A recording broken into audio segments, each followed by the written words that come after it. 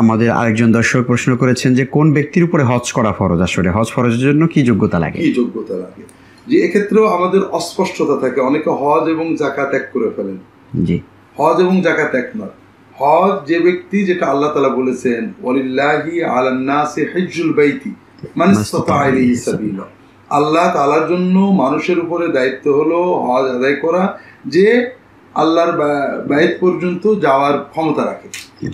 এখানে বাইতুল্লাহ পর্যন্ত যাওয়ার ক্ষমতা দৈহিক আর্থিক।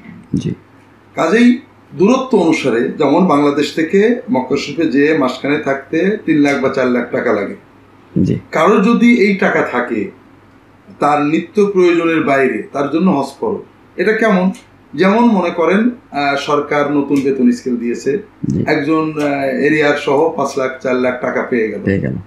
এই টাকাটা তার জীবনযাত্রার সাথে দরকার নেই, সে একটা জমি কিনে ফেললো অথবা ফ্ল্যাট কিনে ফেললো, তার কিন্তু হজ ফরজ হয়ে গেছে। টাকার মালিকানার সঙ্গে সঙ্গে তার হজ ফরজ হয়ে গেছে। জমি কেনার কারণে হজের ফরজিয়াত কেটে যায়নি, হজ ফরজই রয়ে গেছে, কারণ সে মক্কা শরীফে যাওয়ার ক্ষমতা তার এসে গেছে। আসার পরে সে সেটা নষ্ট করে ফেলেছে, এজন্য ফরজ চলে যায়নি না। এরকম আমরা হঠাৎ করে ব্যবসায় লাভ করেছি, অথবা আমার ব্যাংকে 3 লাখ 5 লাখ টাকা আছে যেটা আমার জীবনযাত্রায় লাগছে না, জি, আমার হজ ফরজ হয়ে গেছে। অনেকে মোহতারাম ওই দায়ভারটা যেন শরীয়তের দায়িত্বটা যেন আমার উপর না আসে, সেজন্য আবার অনেকে পরিকল্পিতভাবে এটাকে ওইভাবে ব্যয় করে দেন। ব্যয় করলে হজের তো ওইটা দায়িত্বটা মাফ হবে, কিন্তু হজ মাফ হবে না, মাফ হবে না। এমনকি যদি কারোর কিছু জমি আছে যে জমির ফসল তার লাগে না, তার জীবনযাত্রার কোনো ক্ষেত্রের প্রয়োজন নেই, অথবা কয়েকটা এক্সট্রা বাড়ি আছে যে বাড়ির ভাড়া অথবা থাকার জন্য প্রয়োজন নেই, জীবনযাত্রার কোনো জায়গায় তার প্রয়োজন নেই, ওই অতিরিক্ত জমি বা বাড়ি বিক্রয় করে হজে যাওয়া তার জন্য ফরজ হয়ে যায়। সুবহানাল্লাহ। যে আমরা আলোচনা করছিলাম বিরতির আগে কোন ব্যক্তির উপরে হজ ফরজ, তো বলেছিলেন যে হজের ফরজিয়াতটা আসলে আর জাকাতের দুটোর মধ্যে পার্থক্য আছে সে বিষয়ে। জি, তাহলে আমরা বিরতির আগে যেটা দেখলাম যে একজন মানুষ 2 লাখ 10 লাখ 20 লাখ টাকা পেয়েছে, সে সেটা এক জায়গায় জমি কিনে ফেললো অথবা বাড়ি করে ফেললো, তার জাকাত থাকে না, কিন্তু তার হজ থাকে।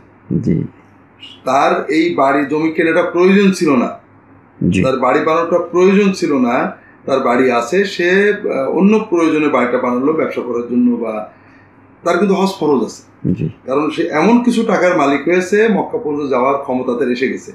আসার পরে টাকাটা নষ্ট করেছে, এজন্য তার হজ দায়িত্ব চলে যায়নি।